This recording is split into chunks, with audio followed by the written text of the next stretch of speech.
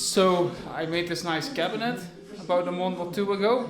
Now it's time to put doors in here, as I need to have it enclosed before I get an actual connection. So we need to make that, and I want to make that out of 4 of these panels. So we will have a door which is actually double folding. So it's gonna be 2 sides, but both sides will also fold once again. And that's making a really nice compact door if you open it. If you need to walk in the utility cabinet, I don't like it if there are 2 doors wide open. They are always in the way. It always makes it hard to open it. That's just in my experience. So I want doors that have a tiny footprint if you open them.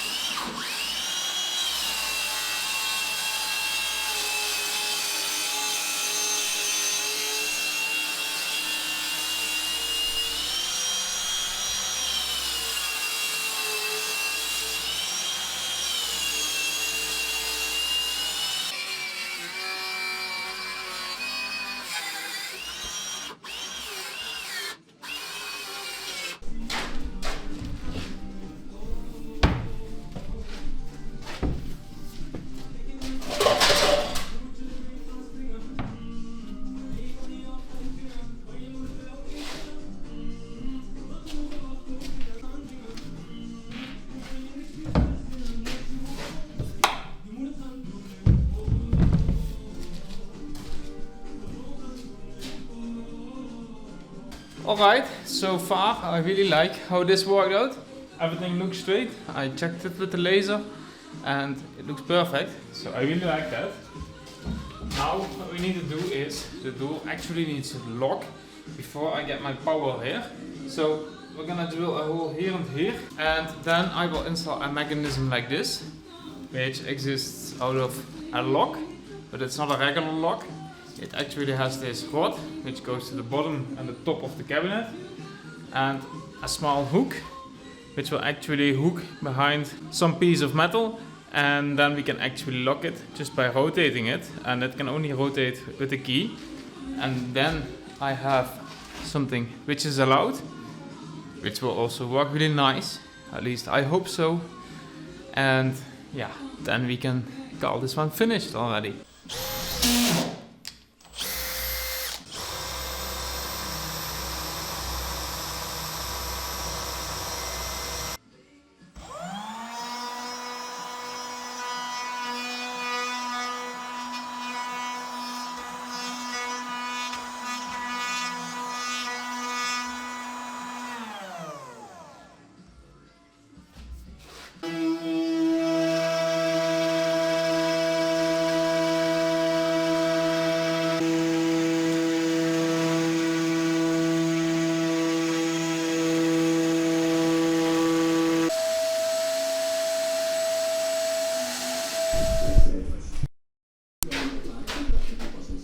This wall has been cut. That's because our new front door is gonna be on this spot. So we're gonna cut this out. We're gonna have to take the window out completely, take the outside wall out, and then put a plate in front so it's covered again, because we don't want it to rain in, and I also don't like it if the wind howls through the house, as that makes the situation only worse. So let's start on that.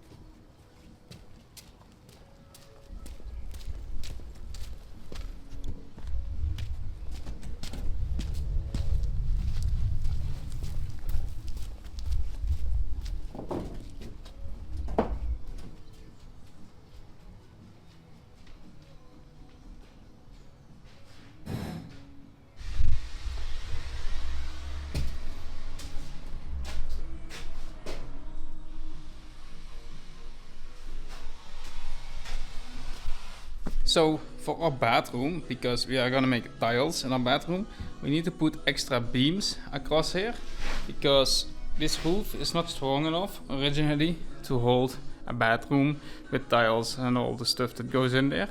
So we just want to make it extra strong to make sure that we never get issues with that, because you don't want your floor to bend if you have tiles on top, because all the tiles will start breaking and all that kind of stuff, and broken tiles means your water will go through and eventually ends up on the ceiling, and since it's not gonna leak a lot, you will just end up by having small puddles of water on top of the roof, and you will not notice it that much, but it will start to cause mold issues and even worse after a while. So we just want to make this strong enough here.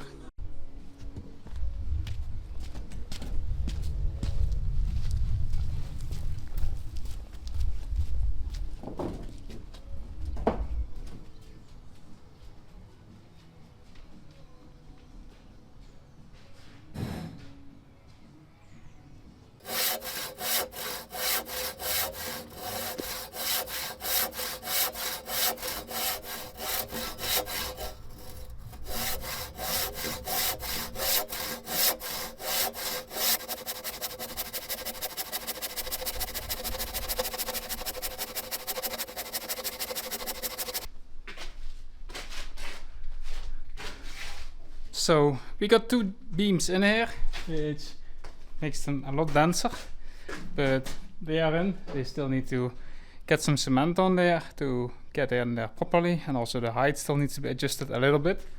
And then I need to make 2 more holes and 3 more beams. There's 1 hole I got already finished, but it's a harder one to get the beam in, so we're not doing that one today.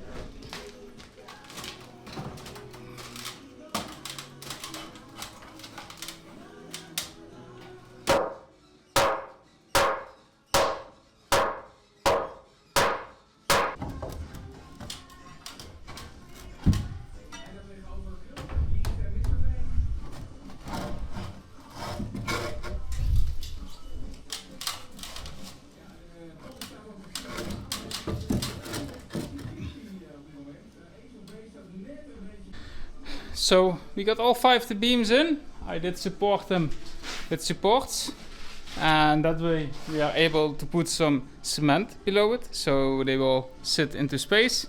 Once the cement is under there and dried up, we can take away these, and then they sit forever where they are now. So that should make a proper floor. I mean, we got every 20 centimeters a beam here. That should be plenty strong enough for a bathroom. And the best thing, it's Meranti wood, because we found that at home and we were really surprised by figuring it out. But I didn't notice they were heavy. I just noticed it when we were sawing it, that it was very red wood, so it means it's hard wood, and it turns out to be Meranti. So that's super high quality wood in there. Even though it looks a bit dark, it's really good wood.